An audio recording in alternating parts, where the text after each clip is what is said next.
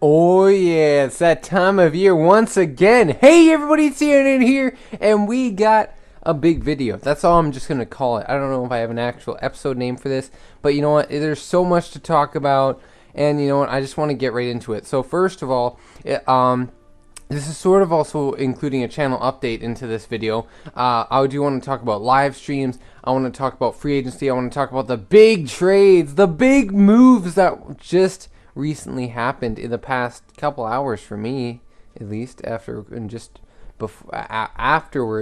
I'm here recording, and I want to talk about those moves. So, tons of stuff to talk about. I want to get right into it. So, first of all, I edited teams earlier today, even before the trades happened. This is what is it? Wednesday. That I made this. So, what I did was this morning I actually made these teams, and it's the UFAs versus the RFAs. Stamkos I took off because he just signed. I'll talk more about that later. Oh my gosh, I had to burp, and that was really creepy. Excuse me. So, guys, we're gonna go pro 4 minutes. I want to get this done as soon as possible. This video. Well, yeah, I want to make it quick, but I still want to make it good. So, let's go classic. Auto zoom off. Sorry, I just gotta edit that stuff. Let's see, edit lines. I will show you that UFAs and RFAs, you guys can just pause the video. It's just best lines, so all that you can just see. I just wanted to do this because I thought it'd be pretty cool. It went off of overall, really. That's pretty much it. Goalies, there you go. We got Reimer and Ramo, and then we got scratches Perron, Polak, Montoya. There you go. Some big UFAs, but not anymore with Stamkos. So that'll be interesting. And I actually forgot to show you. I feel kind of bad. I missed it. View opponents. Let's see the RFAs. There you go. There's all the RFAs that have not currently signed. Defensemen. There you go. The couple guys who still have not signed once again. Murzek and Kumper. And yeah, there's lots of RFAs that are up this year.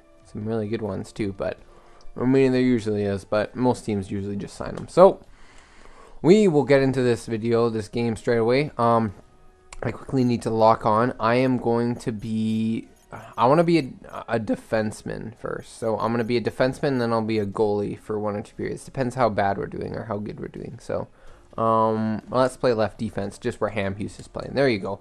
Okay.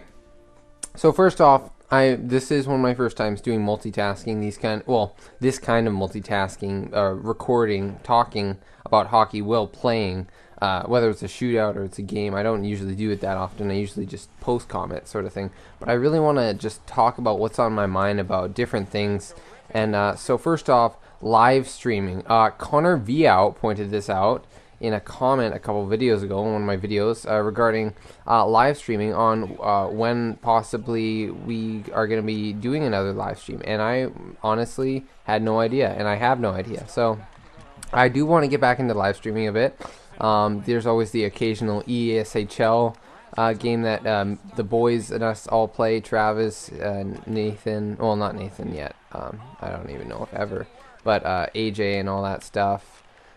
So it's interesting. The one thing that I really am that I am looking forward to doing with this is doing different things, doing more enjoyable things. That was a big hit by Hamhuis. And let's move it out quickly first. Okay, let's make a move here. Let's make a move. Line changes. Hamhuis out of nowhere. Out of nowhere. He's still here. He's still here. Wow, that was out of nowhere. Okay, so one thing is so obviously I am really there's lots of different stuff we can do with live streams. The time frame is probably going to be Fridays.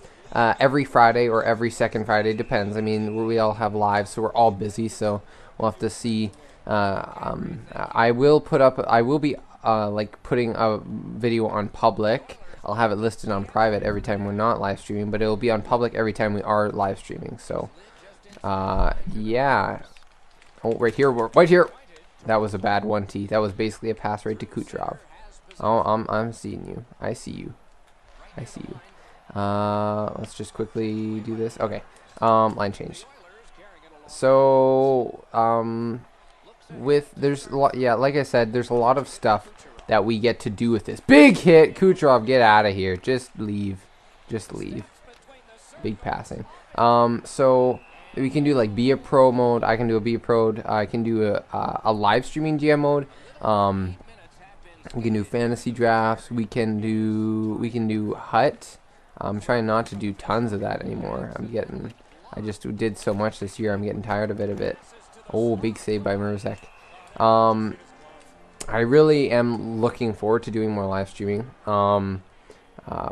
Probably around, like, the time frame's probably 5 to 11, but it's more likely around the time of 6 to 10, 6 to 7. So 2 3-hour live streams are probably what's expected. Yeah, so there's lots of different stuff we can do there. Yeah. Just trying to think. Okay, so let's talk about, well, for one thing, the Canucks GM mode. I did make episode 2 earlier. Just a second. Kyle Quincy's gonna go on a rush. Whoever heard of that? What? He's too good. He's too good. Looking in front. That 1T, that cross crease. No, not gonna happen. Make those line changes. Make those big line changes.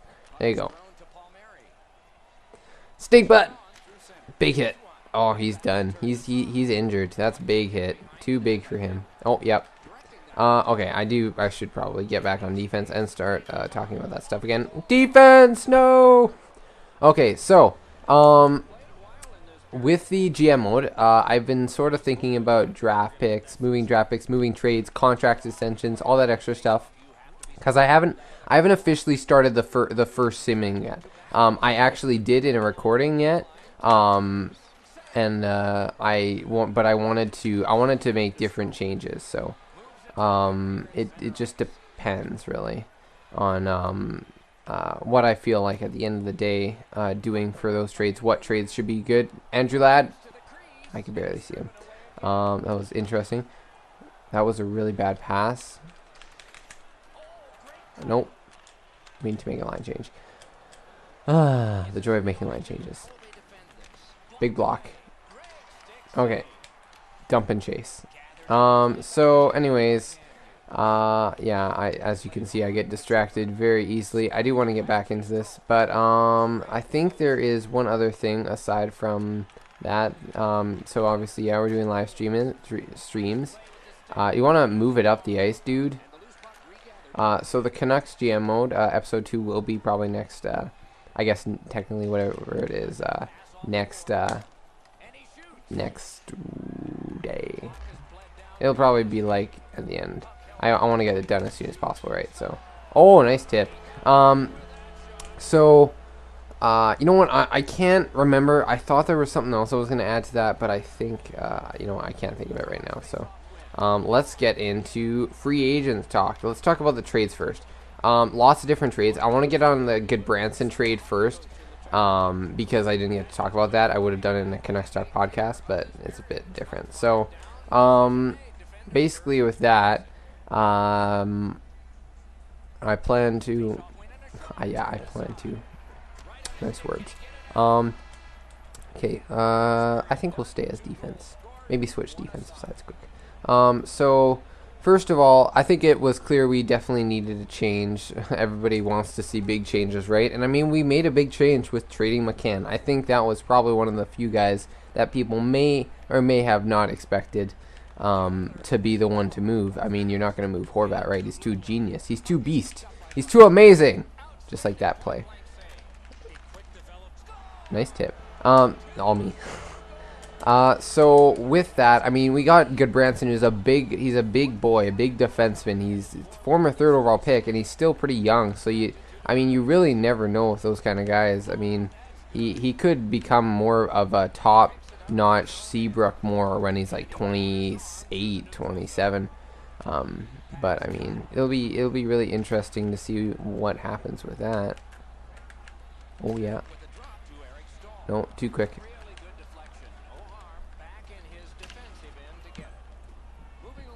I want to make that big play. I want to make a really big goal for you. I want to make a nice goal for you guys. But I want to get back to talking. Big D! So, yeah, I mean, obviously Nathan, I know, was disappointed that we traded a second-round pick with that. But, I mean, in order to get something, I had to give up something, right? Maybe we did overpay a bit, but, I mean, again, like Benning said, we may have had to give up a lot more if more teams got it done. So we were lucky to get it straight away. And maybe we missed out on Subban or Weber, but you know what? That was definitely a big trade. So I'm gonna say.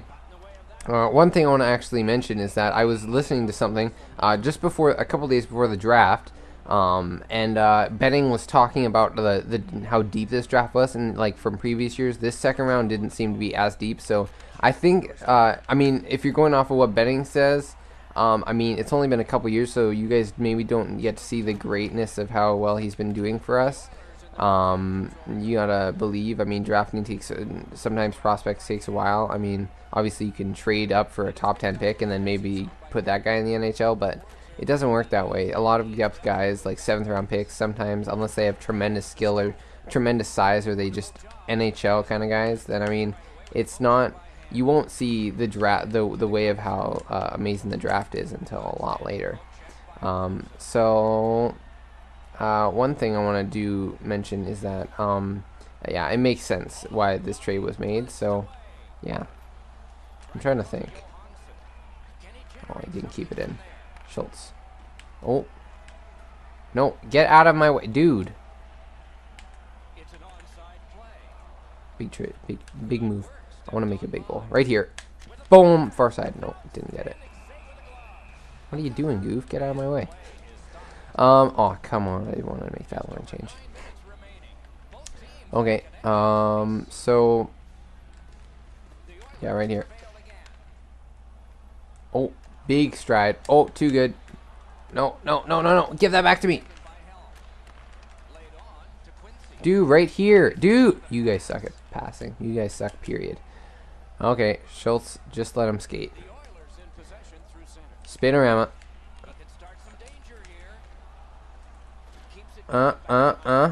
Looking for it. There you go. It was a good trade. That's all I'm gonna say. Afterwards, Weber and, oh my gosh, Subban. That was literally out of nowhere. I was at a restaurant. I didn't have my iPod with me. Yes, I don't have a phone. Oh my gosh, I'm a teenager and I don't have a phone. What will I ever do? I borrowed my dad's phone to check and see if there were any trades or anything or any moves, and I didn't expect anything because for the past couple of days the only trade that really happened was the Chiasson trade, the Alex Chiasson to Calgary. So I mean, I was glad to see a trade, but I mean, it wasn't that big. It wasn't the Edmonton trade, not yet. I mean, it was, that did happen, but it wasn't during that time. So that was a beauty. That's no, dude, that's my puck. I will stick lift it from you, my own team.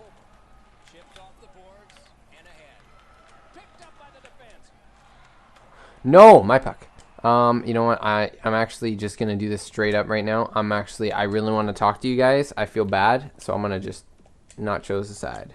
Watch the game like this. Let's do true broadcast. So with the Canucks right now, true broadcast, auto zoom, whatever it needs to do.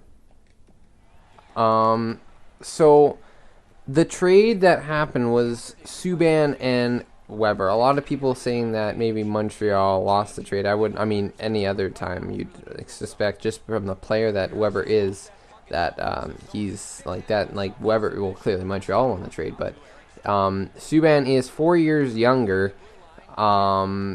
So, and his contract personally doesn't take him to till he's 38. So, well, at least I think that was what Weber's was. It takes him for a long time. So, Weber is cheaper, about $1 million cheaper, of just over.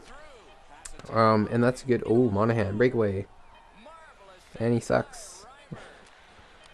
So the one thing with that is, I mean, it's a good trade for both teams. A lot of people probably upset that Montreal maybe gave up a younger defenseman. But, I mean, obviously they wanted change. They got a leader. They got a great player. He brings some physicality. And, I mean, offense, like, skill-wise, he hasn't gotten that much. But he still has a great shot, and that's going to help him on the power play. I think it was a good move. I think he can play more minutes, and he's safer than Subban. Subban was a lot riskier of a defenseman. So, you know, this will help Now you know, like they have Weber who can play a lot more minutes. So now, although that you don't have that security with how young Subban is, your defense is still a lot weaker. I mean, I believe that their defense honestly really is struggling. Emelin's getting overpaid, I think, a bit. Markov's nearing the end of his career, getting paid a lot as well. Petrie's a good, solid defenseman, but you only got one of him. Tom Gilbert is gone, pretty much. I mean, his contract wasn't that great. 2 point something. I mean, he was okay, I guess. I mean, top 6 defender, right? Who was that last guy? Nathan Bellew. Nathan would say he's amazing. So, I mean, you do have a couple guys. And drafting Sergachev was good for you guys. So, I mean, Weber's a great defenseman. I think, obviously, a lot of people... I mean, Subban works with the age group. The age group that they have in Nashville. Like, Johansson and Philip Forsberg and Yossi. They're all... I mean, Subban's 26 and Yossi's 25. But they're all from 21 to 26. That's a good age group. You got that for a lot more years. And you're set. So... good hockey trade. Obviously, a lot of people say Nashville win. I will say Nashville wins if any team wins. But, I mean, I mean, you're paying more for Subban. So, and he's a riskier player, in my opinion. A riskier defenseman. So, I mean, who has been more successful with their defensemen? And, I mean, you could argue that it was with the team. But, I mean, Montreal had Price, and they were able to go deep. But... Nashville with their entire team, so it's gonna be interesting to see. I think it's a good trade. I just like the fact that we got to see a trade, and I think a lot of people will agree with that. So anyways, Edmonton and New Jersey, this trade was gonna happen sooner or later. Taylor Hall goes to New Jersey for Adam Larson. I don't think people necessarily expected it to be Larson. You may have expected hopefully Shattenkirk or something. So Larson is less proven, former 4th overall pick in like 2012, I believe.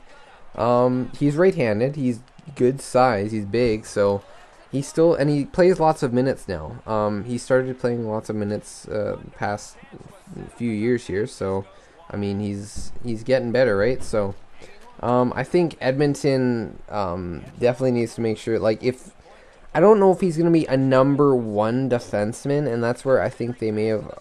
Again, a lot of people may say they overpaid because they gave up a former 1st overall pick in Taylor Hall. But you know what? You got to give up something. And I mean, if you look at their top 6, think of this. There's no way Yakupov would have gone straight up for Larson. No way. Eberle has good chemistry with McDavid, and you don't get as much out of him than you would with Hall. Nugent Hopkins is a center, and if you look at your centers, compared to your wingers, I mean, if you have 2 centers, if Nugent Hopkins can become a number 2 to number 1 center, like in NHL overall terms, maybe like 87 or higher overall. I mean, you look at that, that's a good second line center. If not, if he becomes a 1st overall pick good, then I mean, you look at that, you got basically Malkin and Crosby. How many cups did Pittsburgh win with those 2 guys? 2. They won 2 cups. And if the Oilers have McDavid and Nugent Hopkins, and then they have even better wingers necessarily than Hornquist maybe, and Kunitz, I mean, you never know. And they could have... The one thing that they could use, though, is I think Talbot is a starting goalie. I don't know if he's an elite goalie. I think he's just struggled with the team. And then I don't want to carry on too much about the Oilers, but their defense, especially, Nurse or Larson has to become a number 1/number 2 guy, a 90 overall kind of defenseman, definitely, if they want to win a cup. So unless their offense literally just takes over like it does in GM mode, typical GM mode. Computers. Anyways. Let's see. Stamkos, he decided to sign with the Tampa Bay Lightning for 8.5 for 8 years. Average annual value of 8.5. So you know what? That's a good, you know what? I mean, he showed he's the captain, right? He's the captain of the Tampa Bay Lightning, former 1st overall pick. And I mean, it just brings It's I think it really made sense for him to go back to his team. There wasn't many other teams. Detroit may have been the most likely, along with the possibility of Toronto, Buffalo paying him lots of money. Spurman said destination to Minnesota could be interesting. Winnipeg, Montreal, Vancouver could have been a possibility. I think Benning was gonna go after him, pay some money, not necessarily as much as Buffalo. I didn't think Vancouver would have much of a chance. But I mean, you know, Stamkos, he chose where his heart was, and he took a bit of a deal to. Yeah, I mean, he got the 8 years. That's better than any other team could offer him. So, I mean, the fact that he could get more term. So, that's good for Stamkos, and I'm happy for him. That's pretty much it. Trade wise, free agent wise, if I want to talk a bit about who the Canucks could possibly sign. Again, people have said Troy Brouwer because he's sort of a local hometown boy kind of thing. Lucic, the same thing. I think Benning, considering that he went after Lucic, even in a trade, can tell you, like, if he's available in free agency and Stamkos isn't, you know, Lucic they're gonna definitely try and get him to come to the Canucks. And I know the Oilers are definitely too. You suck if you can't hit that net from there, boy. But I mean, it makes sense. I think the Oilers want Lucic. I wouldn't mind seeing the Canucks getting Lucic. I think they could use a forward. If they don't get anybody at forward, that was the most beauty slap shot I've ever seen. Ooh. And that's that game. Pretty much. I'm gonna skip that for you guys. You know, I think Lucic would be a good fit. I would also like to see Eriksson. I just hope they get a top 6 guy. If it's only Brouwer, that's okay. Yo, they scored. That's pretty genius. There you go. There's the Stars. I really do think that I think they need a forward, a top 6 guy. Brouwer wouldn't be horrible. At least they would get someone. But again, you still have Burrows, and I think really for the team player that Burrows is, if you guys are Canucks fans, you know that Burrows. He may be overpaid right now, but I mean, he was a great team guy, and I mean, I think the reason we bought Higgins out over him is because Burrows is still an NHL player, and he's a good team guy, and you don't want to get rid of that when you're just gonna sign Brouwer for pretty much almost a bit less, if not the same. So I mean, it'll be interesting to see what happens. Yeah, that's pretty much it. There's one thing left I think I wanted to say. I really feel bad for not knowing it. Live stream, the GM mode. I hope to get that one out as soon as possible, but I think that's it. Oh, yeah, now I remember what it was. It was just clarifying that, guys, what do you think about this kind of a video? And do you prefer this kind of a video over a Canucks Talk podcast? I personally do. I wouldn't mind not playing the game, that way I don't get distracted as much and it's more focused in on that way, but I just didn't want to be super organized. I just wanted it to be a casual thing where I can record it. I don't have to prepare everything up crazily, because I mean, we all have lives, right? If it's easier, that'll help out. So let me know what you guys thought about the video in the comments. What do you think about the Canucks drafting Julevi? I said it properly. Olli Julevi. I mean, obviously, I'm going to say this once, guys. Julevi is a solid pick. He's a safe pick. He could definitely turn out to be a top-notch defenseman. I definitely believe that. I don't agree with Benning's statement that he's one of the only defensemen. I mean, obviously, any of the defensemen could become a top-notch guy, but I think Sergachev, and I mean, even Chychrun, I don't know if Chychrun would be a top-notch guy. Like, again, Cam Fowler, for example. I read about it, like Philip Forsberg, Cam Fowler dropped in the draft like him. So I mean, yeah. I mean, it's interesting. I think the reason that so many people were so disappointed with the fact we got Julevi is because we had the chance to get to Chuck. I think a lot of us wanted a forward, especially after Benning said that he wanted a top 6 forward, a first line forward. But I think Julevi is the best.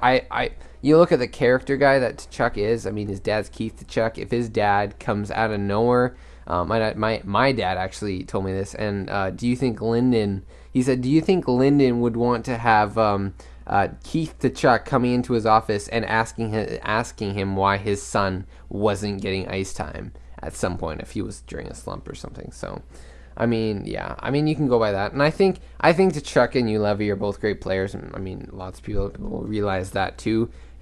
It's a privilege to be able to get one of those guys. A lot of people were bummed out we didn't get Dubois, and then of course Puljujarvi, the guy who was even said that he could be a first overall pick any other year, goes to the Oilers. So basically now they have another first overall pick. The guy, the big right winger, scoring playmaker, two-way guy, great leader that everybody says he is, great smile. Everybody loves him, and guess who got him? The Oilers instead of the Canucks. Why? Because EA and the NHL combined to hate the Canucks. Definitely. Actually, EA occasionally gives them a cup. Well, not computer-wise. You actually have to play as them. And you have to get lucky. hopefully we can get a cup in RGM mode. But anyways, guys, that's it.